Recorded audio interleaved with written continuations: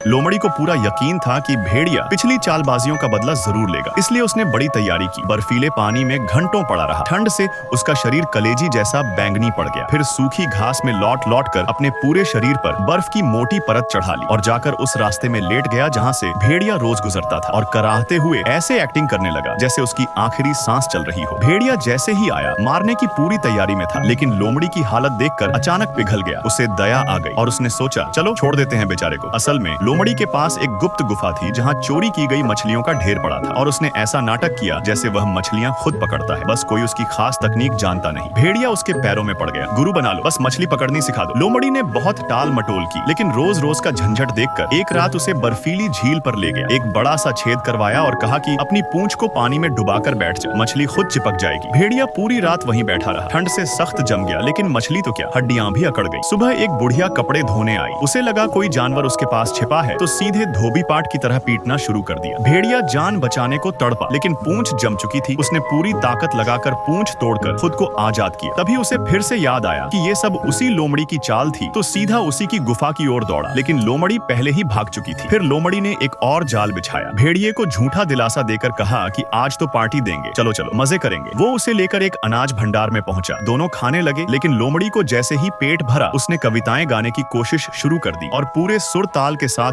ऊंची आवाज में चिल्लाने लगी। गांव वाले जाग गए और पूरे टोले ने झाड़ू, डंडे और बेलनों के साथ दौड़कर अनाज भंडार में घुसकर भेड़िए को घेर लिया। और फिर वही हुआ, भेड़िए की हुई जोरदार धुनाई। लोमड़ी एक कोने में छुपकर मजे से यह सब देख रही थी, और जैसे ही मौका मिला फुर्र हो गई। भेड़िए को अब समझ आया कि लोमड़ी के साथ हर दोस्ती का अंजाम या तो पीठ पर डंडा होता है या पूंछ से हाथ धो बैठना। अब वो ना गुरु मांगेगा, ना मछली और ना ही दोस्ती।